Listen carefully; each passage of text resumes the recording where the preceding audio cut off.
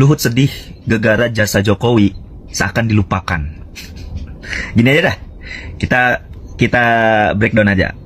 Apa itu yang dimaksud dengan jasa Jokowi? Kalau gue mau lihat, di sini ada program yang dinilai sukses di setiap tahun pemerintahan Jokowi. Ini gue sebutin aja ya.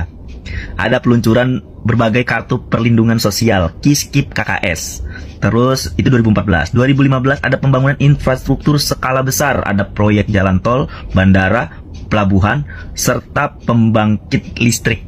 2016 program dana desa, 2017 tol laut dan reforma agraria, 2018 satu peta atau one map politik, terus 2019 proyek pembangunan infrastruktur besar, 2020 penanganan COVID-19, program pemulihan ekonomi nasional. 2021 vaksinasi COVID, 2022 MotoGP perdana di sirkuit Mandalika, 2023 implementasi kendaraan listrik dan peningkatan investasi, 2024 upacara kemerdekaan perdana di ibu kota Nusantara. Sekarang kita breakdown daftar berita kebohongan yang dibuat Jokowi dan kerusakan-kerusakan. Yang pertama 11.000 triliun yang ada di kantong saya. Terus ada juga 50 juta masker COVID yang nggak ada sampai sekarang. Pengangguran digaji. Ini lagi, mobil SMK laku 6.000 unit. Stop hutang luar negeri, faktanya hutangnya makin banyak, bahkan mewariskan kurang lebih 8.000 triliun buat Prabowo. Stop impor pangan, faktanya tetap impor. Persulit investasi asing, sekarang minta-minta sama yang namanya investasi asing. Buktinya apa? IKN aja nggak ada yang mau investasi di sana. Bahkan katanya mau dipersulit, faktanya ngemis-ngemis kita. Buyback Indosat tuh hoax teman-teman. Ada 10 juta lapangan kerja. Ini janjinya Jokowi 10 juta lapangan kerja. Anaknya malah janji 19 juta lapangan pekerjaan. Lebih tolol lagi anaknya. Tidak bagi-bagi jabatan, faktanya ya Allah, keluarganya, saudaranya, kalau bisa tukang sapu, supir, semuanya masuk gara-gara dia tuh. Kabinet ramping, alah sekarang diterusin sama Prabowo. Makin gemoy, makin gemuk. Ini warisannya juga masih banyak, warisan Jokowi di kabinetnya Prabowo. Penguatan KPK, faktanya KPK dilemahkan untuk melindungi keluarganya, terkhusus Bobi Nasution yang terlibat tambang dengan Erlangga sampai sekarang nggak diusut. Besarkan Pertamina dalam 5 tahun, bukan besar malah korupsi 900 triliun, bahkan hampir 1.000 triliun. Cetak 3 juta lahan pertanian, apa faktanya para petani nggak ada yang makmur dan sejahtera. Buka bank tani, nggak ngerti ini ada di mana banknya sekarang. Swasembada pangan, faktanya nggak ada swasembada pangan teman-teman, semuanya impor, bahkan Bulog lagi banyak aja masih impor beras. Pertumbuhan ekonomi 8%, jangankan 8%, nyentuh 5% aja itu berat banget. Ekonomi meroket, bukan meroket tapi terjun bebas. Dolar 10.000, boro-boro dolar itu terakhir dia ngejabat 16.000. Ini udah setara dengan 98. Tidak menaikkan BBM, tai. Premium hilang, ganti pertalite dari 7.000, dari 6.500 jadi 10.000. Tidak menaikkan, tidak impor garam. Apa? Tidak impor gula, kita tidak impor garam kita melimpah. Kita hidup di lingkungan laut tapi kita masih impor gula. Tuh kasusnya Tom Lembong yang diseret gara-gara apa? Impor gula. Dari sekian banyak menteri yang impor gula, dia doang yang ditangkap. Emang ketahuan buat keselnya sama Tom Lembong kayaknya. Listrik murah, tai anjing. Zaman Prabowo aja nih dapat listrik diskon 50%, zaman Jokowi apa? Minyak mentah turun, BBM ikut turun, tai kucing. Ini alasan aja. Anak saya tidak tertarik politik. Nggak ada yang tertarik pak. Satu yang jadi ketua partai, terus belum lagi menantu bapak jadi wali kota, terus jadi gubernur. Terus anak bapak yang katanya nggak tertarik sama politik, yang hidupnya katanya sibuk banget, nggak ada urusan sama urusan politik, sekarang jadi wakil presiden jalur MK. Itu juga kalau MK-nya nggak ada pamannya nggak bakalan lolos dia. Banyak lagi cok, kalau satu berita bohong penjara. Jadi gini ya, kalau Luhut sedih karena jasa Jokowi itu seolah dilupakan. Bikin jalan tol, infrastruktur tuh nggak semuanya duit negara, bahkan lebih banyak duit swasta. Jadi nggak ada yang bisa dibanggain dari itu. IKN investornya itu udah ngamuk-ngamuk tuh yang dari swasta tuh. Malah yang ada cuma ngabisin anggaran. Sekarang aja udah setengah jalan, perawatannya tuh udah mahal banget. Sekarang apa yang mau dibanggain dari hasil kerja 10 tahun Jokowi? Mana jasa yang mana? Bukan seolah dilupakan, emang kebanyakan bohongnya, kebanyakan janjinya yang gak ditepatin, kebanyakan dustanya dia sebagai orang politik. Kebanyakan pencitraan, kebanyakan bawa kamera, kebanyakan narsis di depan kamera, itu dia. Jadi gak ada jasa dia yang wah-wah banget tuh, gak ada. Bikin bansos itu, ya itu duit rakyat balik ke rakyat. Itu pun dia ngegelontorin bansos di momen-momen tertentu, apalagi pas mau pemilu 2024 kemarin. Luar biasa. Demi anaknya jadi wakil presiden. Jadi mohon maaf ini mah. Boleh dicek dah. Cek aja jasa Jokowi apa. Coba cek dah. Banyakan mana mah bohongnya dia. Lihat, untuk jadi calon presiden nggak laku kok. Di Jawa Tengah lo kandangnya sendiri, di rumahnya sendiri PDP nggak laku. Bayangkan di rumahnya sendiri Ganjar Pranowo itu hancur toh. Oke, saya jawab. Yang penting tuh yang menang bukan Dulu, Bang PSI. Niken, Saja nggak apa-apa Pak Gibran sama maksud saya. Kalau yang menang Bagimu kan yang penting yang menang bukan PSI. Itu kemarin. Itu kemarin. Nanti kalau Jokowi berkampanye untuk PSI, PDP tumbang. Nggak mungkin enggak. Kader PDIP berlarian ke PSI, itu pasti. Saya tanggapin dulu narasinya Gibran di sini. Kamu nggak perlu menanggapi saya. Kamu nggak ada gunanya bagi saya. Kamu itu cuma sampah. Kamu bisa baca nggak ini kaos ini? Kaos PSI. Lo ngapain saya harus menanggapi sampah? Orang seperti kamu, volumenya saya nolkan. Volumenya saya nolkan. Jelas ini Jokowi ada di tulisannya PSI tanpa dia membolehkan tulisan di kaos ini. Tidak mungkin akan diizinkan sama Jokowi kalau tanpa izin Jokowi.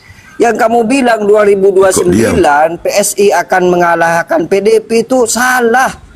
Yang bisa mengalahkan PDP itu Gerindra. Karena Gerindra ini sekarang ini membesarkan kekuasaan dalam pemerintah. Begitu bro. Jangan kamu berpikir PSI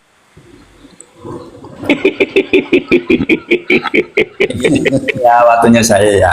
Nah, keluar volumenya saya penuhkan lagi. Tadi volumenya saya nolkan. Halo teman-teman, kembali lagi dengan saya di channel YouTube ini. Seperti biasa, saya akan kembali membacakan komentar netizen setentang dengan cuplikan video sebelumnya. Oke, teman-teman, di sini kita akan melihat video di mana LBP dipermalukan, yaitu Luhut yang dipermalukan oleh seorang pemuda pemberani yang menjadi acuan masyarakat atas keberaniannya menyampaikan aspirasi ataupun pendapatnya kepada para pejabat. Oke teman-teman, tanpa berlama-lama saya akan mulai membacakan komentar netizen dari yang pertama. Di sini netizen menanggapi setentang dengan cuplikan video sebelumnya, mengatakan bahwa super sekali, lanjutkan Bang, Anda anak cerdas, sepatutnya mendapat apresiasi oleh masyarakat yang bernalar logis. Kemudian dari Eva Yuli mengatakan, sangat benar apa yang dikatakan anak muda ini, sangat mewakili suara hati masyarakat. Nah, ini baru generasi muda yang berani menyuarakan kegelisahan dan peduli pada nasib penghuni negeri ini. Terus sadarkan mereka yang terlena, biarlah segera insyaf. Good job. Seharusnya seperti ini anak-anak muda bangsa ini berani menyuarakan kebenaran, bukan hanya diam seperti pengecut yang tidak dapat menyampaikan pendapatnya. Dari Sunnyboy 6583 mengatakan, mohon sangat para pejabat, jangan engkau banggakan pejabat yang sudah merusak bangsa ini. Jangan paksakan rakyat Indonesia untuk bergerak dan menepalkan. Petani sekarang susah, apalagi buruh tani. Kerja macul saja sehari 80.000, gitu saja suruh bayar pajak. Terus uangnya dikorupsi. Apakah dengan tindakan seperti ini rakyat sudah merasa aman ataupun nyaman, serta mendapatkan keadilan bagi mereka yang berada di kelas bawah? Mantap anak muda menjelaskan kebobrokan pemerintahan Jokowi sampai ke detail-detailnya. Semoga banyak anak muda di Indonesia ini yang berani seperti ini mengemukakan kejahatan-kejahatan yang dipimpin oleh pemimpin jahat selama 10 tahun. Sungguh rakyat sudah tertipu dengan lagak lugu yang ditampilkan selama kurang lebih 10 tahun ini menjabat sebagai presiden dan 5 tahun menjabat sebagai wali kota Solo. Kemudian dari Faci Sairin mengatakan, bravo Bu, anak muda yang kritis terhadap kebijakan pemerintah yang lalu dan saat ini. Anak muda ini lebih pantas jadi anggota DPR daripada anggota DPR yang saat ini. Sungguh, apakah mereka para wakil rakyat tidak memikirkan hal yang sama? Ataupun terbesit sedikit di benak mereka tentang bagaimana perjuangan ataupun bagaimana segala sesuatu yang sudah disusun oleh zaman penjajahan, yang di mana sistem pemerintahan yang telah disusun oleh presiden pertama kita, yaitu I.S. Soekarno. Nah, harusnya itu sebagai acuan bahwa dia sanggup ataupun itu semua dilakukan untuk rakyatnya tanpa pilih bulu terhadap rakyat ataupun pejabat dengan memberikan keadilan yang sama. Namun nyatanya di sini kita lihat bahwa presiden yang satu ini seperti memihak sebelah, dan juga dia hanya membela mereka yang menjadi bawahannya ataupun menjadi tim sukses saat dia menjabat sebagai presiden Indonesia. Kemudian dari Mahyarudi 02 mengatakan, negara harus dipimpin oleh pemimpin yang memiliki nasionalisme, bukan hanya sekedar memikirkan keluarga dan juga kroninya. Jika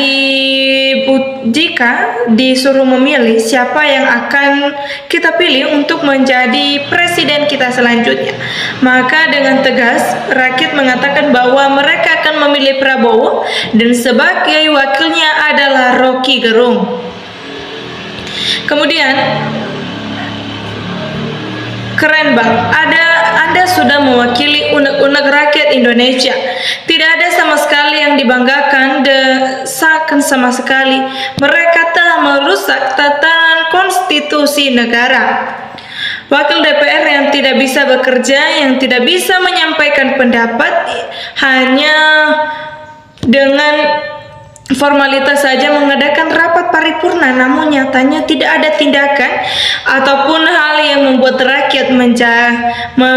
rakyat semakin percaya terhadap sistem pemerintahan saat ini. Kemudian dari Surip 3748 mengatakan, tanda-tanda pemimpin yang baik itu bila ada anak buahnya yang korupsi segera ditangkap. Kalau dan tidak ada yang namanya ekspor niken ilegal dan juga korupsi minyak besar-besaran, maka Indonesia pun akan makmur tanpa masalah besar.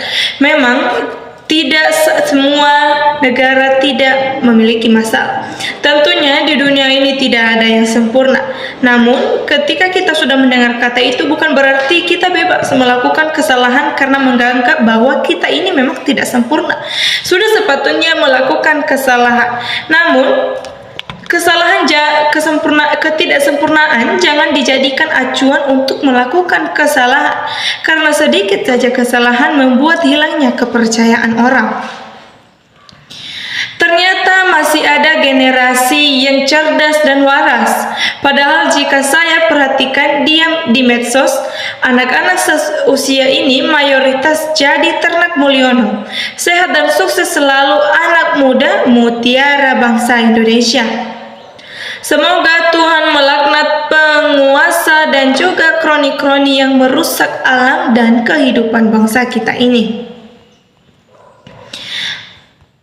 Mantap bro, inilah manusia yang punya wawasan dan otak yang digunakan untuk berpikir. Pemuda ini baru dapat dikatakan anak gengsi, bukan yang jadi wapres RI. Andai ada jutaan SP pemuda yang seperti pemuda yang viralnya ini, insya Allah Indonesia emas, bukan Indonesia 100 tahun lagi. Merdeka emas tahun 2045.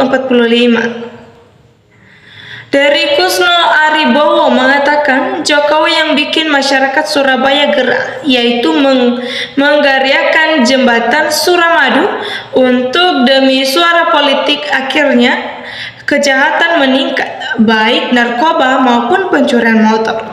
Bolehlah digratiskan, seharusnya kendaraan yang lewat Suramadu harus ada pemeriksaan ketat dan aparat kepolisian 24 jam untuk mengurangi kejahatan.